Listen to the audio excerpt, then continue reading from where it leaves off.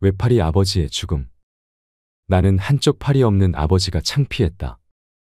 어머니는 얼굴을 익힐 때쯤 돌아가셔서 생각도 나질 않는다.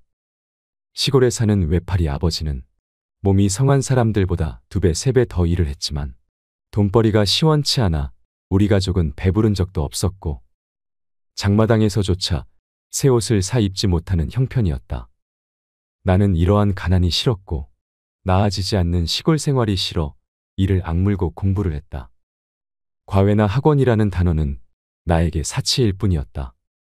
그냥 정말 무식하게 공부를 했다. 남들보다 덜 잠자고 닥치는 대로 책 한 권을 더 읽고 더 읽었다. 그렇게 쌓아온 실력은 나를 배신하지 않고 나의 꿈을 위해 한 계단 한 계단 올라가고 있었다. 세월이 흘러 명문대에 입학도 하고 대기업에 취업도 하였으며 집안이 괜찮은 아내를 얻어 나름대로 행복한 가정을 꾸리며 살고 있었다. 그러던 어느 날 동사무소 직원이 찾아와 이분을 아느냐고 물었다. 가족들이 그 사람이 누구냐 하며 어리둥절하는 순간 나는 동사무소 직원을 밖으로 데리고 나갔다. 방문 목적을 물어보니 시골에 계신 아버지가 돌아가셨다는 소식이다. 내 가족들은 내가 고아라고 속여온 터라 부모나 가족이 없다는 것으로 알고 있었으며 생활에 여유가 생기면서 가족들 몰래 얼마간의 용돈을 아버지의 통장으로 보내는 것 외에는 일체 소식을 단절하고 살아왔다. 아버지 사망 소식을 접하고 가족들에게는 지방 출장을 이유로 시골집을 찾았다. 시골집에는 동네 어른들이 아버지 시신을 안치하며 간단한 장례 준비를 도와주고 계셨다. 누추한 방 안에 들어서니 호라비 냄새가 코를 자극했다. 누렇게 변한 방바닥에는 한 장의 편지가 놓여 있었다. 아들아, 그동안 보내준 용돈으로 잘 지내고 있었다. 연락처도 없고 소식도 없었지만 너를 원망하지는 않았단다. 내가 외파리가 된 것은 내가 어릴 적에 뒷산에서 불발탄을 가지고 놀던 너를 발견하고 내 몸에서 불발탄을 빼앗아 던져버리는 과정에서 나의 한쪽 팔이 날아가는 사고를 당했던 것이란다. 이제 나도 나이가 들어 몸이 쇠약해져 가고 있구나. 너에게 따뜻한 밥 한 끼 배불리 먹이지도 못하고 명절 때 새 옷을 입히지도 못한 게 너무나도 한스럽구나. 미안하고 사랑한다, 아들아. 나는 아버지의 짧은 편지를 읽어내리면서 닭똥 같은 눈물을 하염없이 흘렸다. 외팔이 아버지를 어머니 산소 옆에 모시고 서울로 향하는 내내 가슴이 먹먹하고 한탄스럽고 죄스러움에 고개를 들지 못했다. 내 고향은 6.25 전쟁 당시 38선이 있던 곳으로 휴전을 앞두고 한 치의 땅이라도 차지하려고 아군과 적군이 치열한 공방전을 펼쳐진 전방 지역이라 불발탄이 많았던 지역이다. 아버지는 왜 나에게 말해주지 않으셨을까? 왜 돌아가시기 직전에서야 이토록 작은 종이 쪼가리에 당신의 아픔을 써내려 가셨던 걸까? 이것이 아버지의 사랑인 걸까? 너무 늦게서야 깨달은 불효자식은 옵니다. 아버지, 다음 생에 꼭 다시 만나요. 그땐 꼭 저의 자식으로 태어나 주세요. 아버지, 사랑합니다. 안녕하세요. 인생 철학입니다. 오늘은 조금 특별한 사연으로 시작해 보았습니다. 여러분은 자식이 두려운 적이 있으셨나요? 나이가 들면 겁이 많아진다고 합니다. 어릴 때는 무엇이든 자신감 넘치고 어떤 것도 잘 해낼 수 있을 것 같았는데 무심한 세월은 흐르고 흘러 초라하게 변해버린 내 모습을 보니 한없이 자감한집니다. 우리는 살아가면서 실체가 없는 불확실한 것들로 인해 매일 걱정하고 두려워하며 살아갑니다. 그렇다면 우리 부모들이 가장 두려워하며 걱정하는 것은 무엇일까요? 100세 시대에 지켜야 할 건강일까요? 아니면 생계를 해결해 줄 직업일까요? 누구도 책임져 주지 않을 노후일 수도 있을 것이고 부모도 대신 살아줄 수 없는 자녀의 미래일 수도 있을 것입니다. 하지만 그 모든 불확실한 것들에 대한 두려움의 진짜 대상은 바로 자녀일 수도 있습니다. 이번 영상에서는 자녀를 향한 부모의 5가지 두려움에 대해 이야기 나누고 싶습니다. 여러분은 자녀를 향한 5가지의 두려움 중에 어떤 두려움을 가지고 계신지 떠올려 보셔도 좋을 것 같습니다. 내용에 앞서 사연을 하나 듣겠습니다. 눈치 보는 시아버지. 위에 형님도 있으신데 왜 우리가 모셔야 하냐고. 엄마 돌아가시고 아버지 혼자 저렇게 계속 사시는데 이렇게 한 번만 부탁할게. 아주버님도 계시잖아. 아주버님은 대기업도 다니시고 우리보다 훨씬 잘 사시는데 왜 형편도 안 좋은 우리가 모셔야 하냐고. 다른 거는 뭐든 하자는 대로 다 할 테니까 제발 이번만은 부탁 좀 들어주면 안 될까. 저는 시아버지를 모시고 사는 며느리입니다. 어릴 적 남편은 엄청 개구쟁이였대요. 매일 사고치고 다니고 해서 아버님께서 매번 뒷수습하면서 다니셨다고 하더라고요. 또 한 번은 골목에서 놀고 있는데 지나가던 트럭에 받칠 뻔한 걸 아버님이 보시고 남편을 구하고 부딪히셨는데 그것 때문에 지금도 오른쪽 어깨를 잘 못 쓰신대요. 아버님이 제 남편을 늦게 낳으셔서 지금 아버님 연세가 68세입니다. 60세 넘으셨을 때도 노가다 하시면서 가족들 먹여 살리려고 고생만 하셨다네요. 남편은 군대 제대하고 26살 때까지도 놀고 먹었더랍니다. 노가다를 오래 하다 보면 시멘트 독이라고 하나요. 하여튼 그것 때문에 손도 쩍쩍 갈라지고 겨울만 되면 많이 아파하신다고 하더라고요. 평생 모아오신 재산으로 마련하신 조그마한 집 한 채도 아주버님이랑 남편 결혼할 때 집 장만해 주신다고 파셨고 그동안에는 전세방 얻어 사셨는데 어머님까지 돌아가시고 아버님 혼자 계신 거 보니 마음이 아파서 남편이 눈물이 자주 난다고 하더라고요. 전 살림하고 남편 혼자 버는데 한 달에 150만 원 정도 벌어옵니다. 근데 아버님이 오시면 아무래도 반찬도 신경 써야 하고 여러 가지로 힘들 것 같더라고요. 그때 저도 임신해서 3개월이었는데 남편이 아버님을 자꾸 모시자고 하는 거예요. 형님네는 아버지 절대 자기들이 못 모신다고 엄포를 놓으시고 이제 애들 고등학교도 들어가야 하는데 말도 안 되는 소리 말라고 호통을 치시더라고요. 그러고는 저희한테 은근슬쩍 떠넘기시더군요. 형편이 마냥 좋지가 않아서 힘들 것 같다고 하니 너흰 아직 애도 없으니까 너네가 모시면 안 되겠냐고 하시더라고요.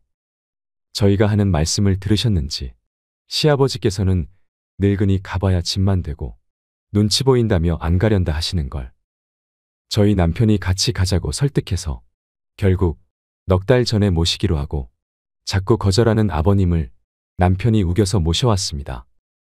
모셔온 첫날부터 여러모로 정말 신경이 쓰이더라고요. 우리 아버님 매번 반찬 신경 써서 정성껏 차려드리면 그걸 드시면서도 엄청 미안해 하셨습니다. 가끔씩 고기 반찬이나 맛있는 거 해드리면 안 잡수시고 두셨다가 남편 오면 먹이더라고요. 어쩔 땐 저 먹으라고 일부러 드시지도 않고 그리고 식사하시면 곧바로 들고 가셔서 설거지도 하십니다. 하루는 장보고 집에 왔는데 아버님이 걸레를 들고 뭘 열심히 하고 계시더라고요.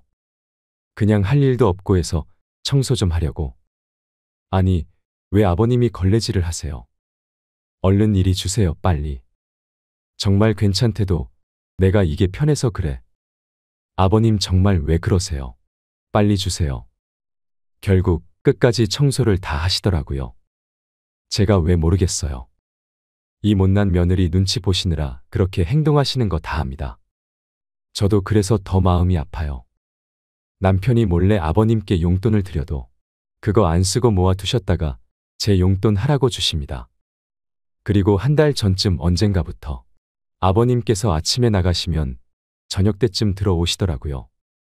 어디 놀러라도 가시는 것 같아서 용돈을 드려도 받으시지도 않고 그렇게 매일을 나가셨습니다. 그런데 어제 옆집 아주머니가 밖에서 저희 시아버지를 봤다는 거예요. 오다가 이 집 할아버지 봤는데 유모차에 박스를 실어서 가던데 그 말을 듣자마자 밖으로 뛰쳐나갔습니다. 아버님을 찾으려고 이리저리 돌아다녀도 안 보이시더라고요. 너무 죄송해서 엉엉 울었습니다. 이렇게 눈치 없는 며느리가 있을까요? 아버지 찾으러 갔다 올게. 평소보다 일찍 들어온 남편도 그 말만 남기고 바로 나가버렸어요. 제가 바보였어요. 진작 알았어야 하는데. 며칠 전부터 아버님께서 저 먹으라고 봉지에 들려주시던 과일이며 과자들이며 아버님께서 어떻게 이래서 사오신 것인지를 생각하니 가슴이 미어지더군요. 못난 며느리 눈치 안 보셔도 되는데 그렇게 불편하셨던지 아들집 오셔서도 편하게 못 지내시고 눈치만 보시다가 불편하신 몸 이끌고 그렇게 일하고 있으셨다니. 친정의 우리 아빠도 고생만 하시다가 돌아가셨는데 돌아가신 아버지 생각도 나고 해서 한참을 펑펑 울었습니다. 남편 나가고 1시간 좀 넘어서 남편이 아버님이랑 들어오더라고요. 아버님이 들어오시면서도 제 눈치 보시면서 뒤에 끌고 오던 유모차를 숨기시는 모습이 왜 그리 마음이 아프던지요. 오히려 죄송해야 할 건 저인데 말이죠. 아버님 정말 죄송해요. 매일 나 때문에 내가 미안하다. 그때 아버님 손을 처음으로 만져보았습니다. 심하게 갈라지신 손등과 굳은 살이 베인 손에 마음이 너무 아팠습니다. 아버지, 제발 그런 일 하지 마세요. 제가 더 열심히 일해서 벌면 돼요. 방 안에 모시고 가서도 죄송하다며 그렇게 펑펑 울었습니다. 아버님 식사 챙겨 드리려고 부엌에 와서도 눈물이 왜 그리 그치지 않던지요. 그날 셋이서 오붓하게 저녁을 먹었습니다. 밥 먹는데도 아버님 손을 보면서 자꾸 가슴이 아프더라고요. 오늘 남편이 노는 날이라 아버님 모시고 시내 나가서 날이 좀 쌀쌀하니 아버님 잠바 하나랑 신발 한 켤레를 샀습니다. 한사코 괜찮다고 집에 잠바 있다며 거절하시더라고요. 아버님 자꾸 그러시면 제가 아버님 눈치 보여서 힘들다고 말씀드리니 그제서야 고맙다, 잘 입을게 하셨습니다. 그날 밤 남편에게 말했어요. 여보, 나 평생 아버님 정말 친아버지처럼 생각하고 모실게. 비록 지금은 아버님께서 불편해 하시지만 언젠가는 친딸처럼 생각하시면서 대해 주실 때까지 정말 잘할 거야. 마지막으로 아버님, 눈치 안 보셔도 돼요. 제가 그렇게 나쁜 며느리는 아니잖아요. 저 아버님 싫어하지 않고 정말 사랑해요, 아버님. 그러니 항상 건강하시고 오래오래 사셔야 돼요. 사랑해요, 아버님. 이 사연을 들으시니 어떤 마음이 드시나요? 이렇게 마음 따뜻해지는 사연을 들으면 진짜 실화일까 하고 생각하는 시대를 살고 있습니다. 그래서 이 이야기가 실화라는 사실에 더 마음이 저미는 것 같습니다. 할아버지는 아마 자식에게 기대는 것이 미안하고 두려우셨을 테지요.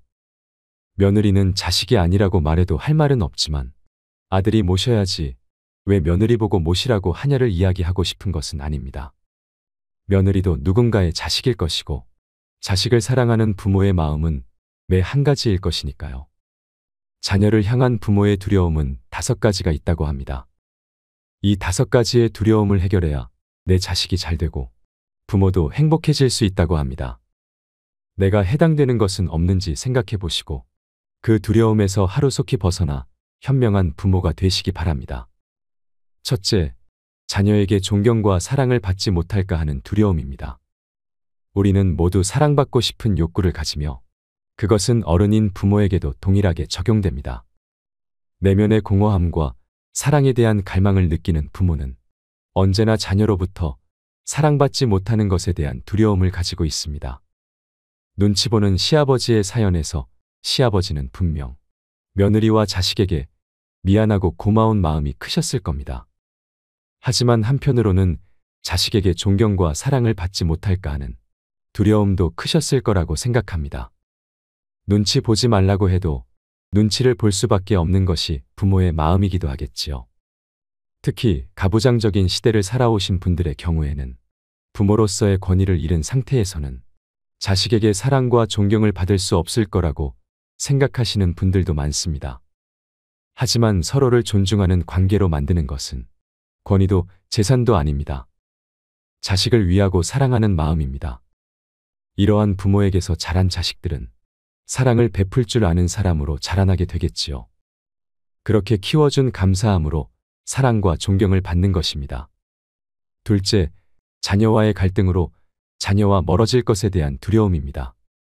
자녀를 훈계하고 교육할 때 부모와 자녀 사이의 갈등은 당연히 있지만 자녀가 잘못했을 때 바르게 교육하지 못하고 끌려다니는 것은 자녀가 불효자로 성장하도록 부모가 완벽한 일조를 하는 것입니다.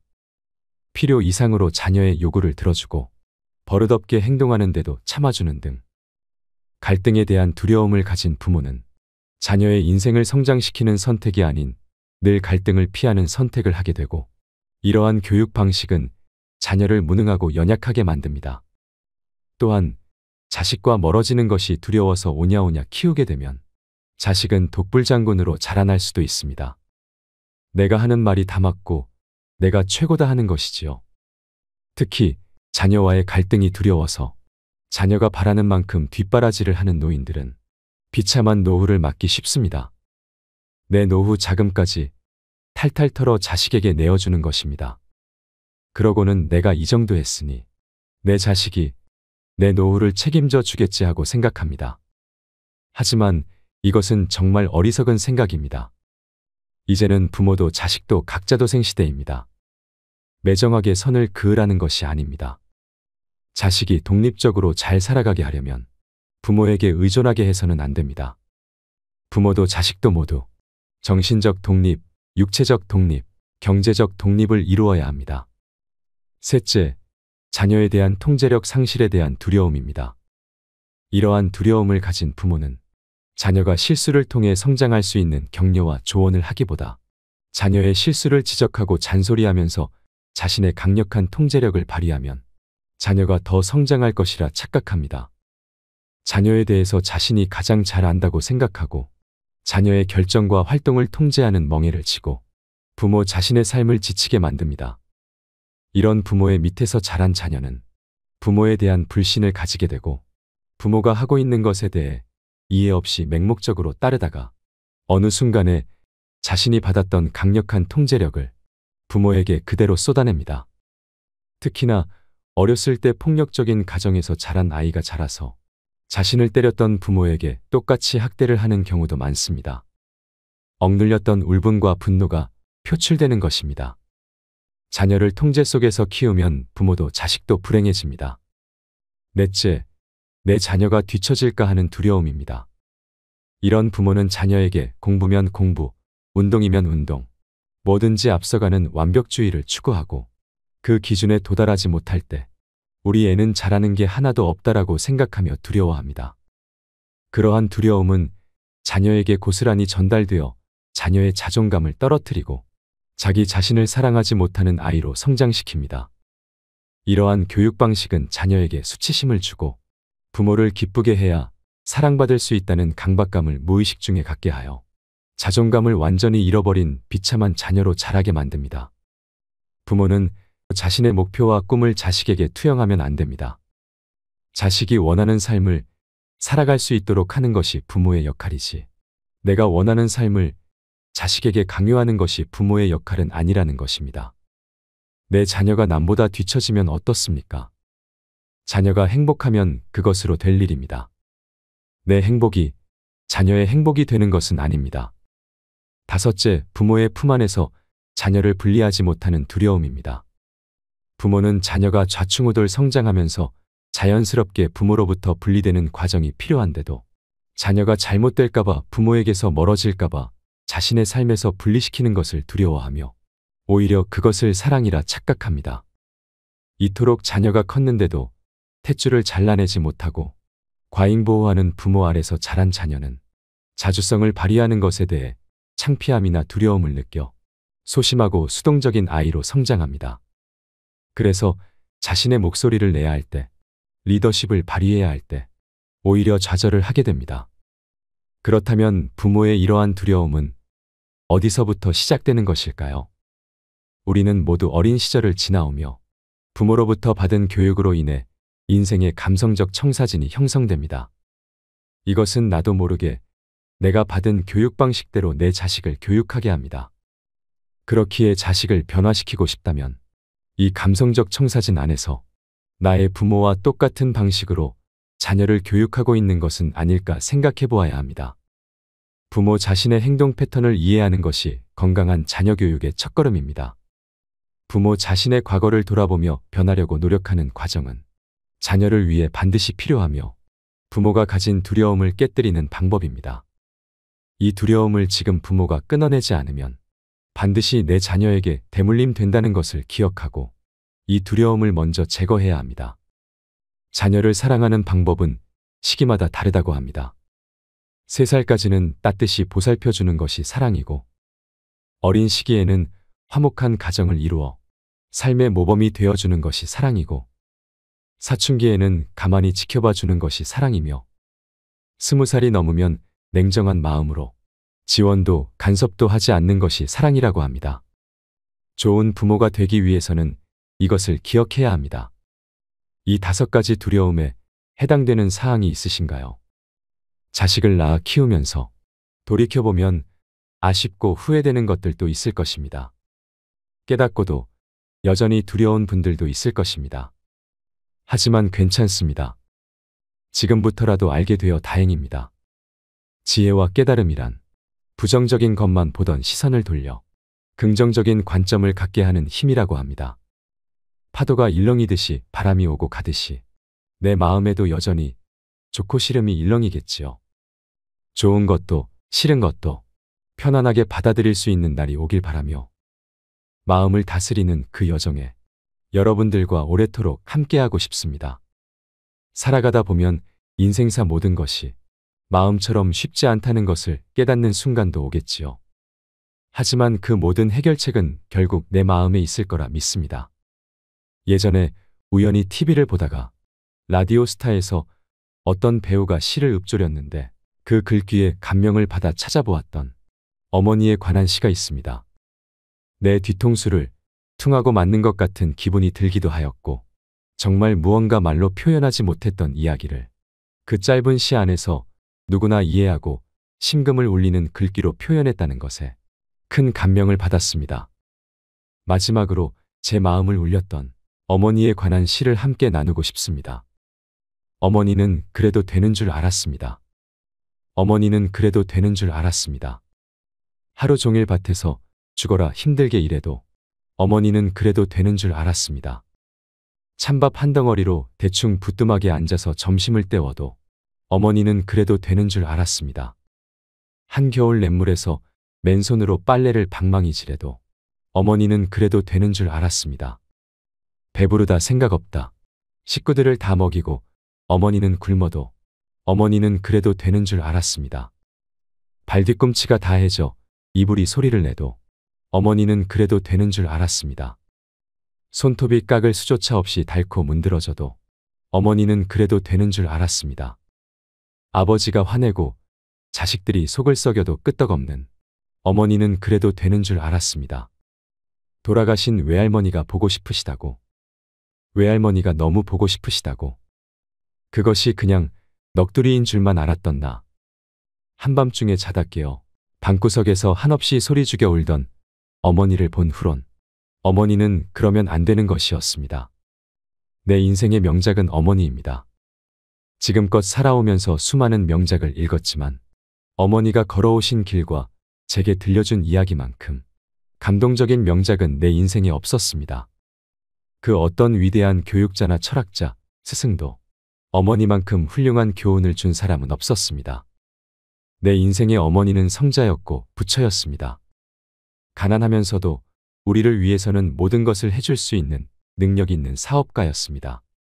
어머니의 아침은 평생을 새벽에 열었고 성실로 하루를 보내셨으며, 밤엔 잔잔하게 들려주는 옛날 이야기로 우리를 잠재우셨습니다.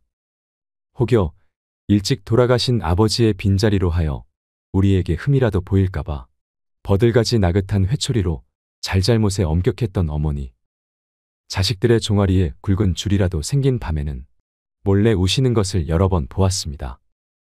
공부 1등보다 사람 1등 되기를 강조하고, 남을 이기기에 앞서 자신을 다스릴 줄 알고 자신을 이기는 자가 먼저 되라고 하셨습니다.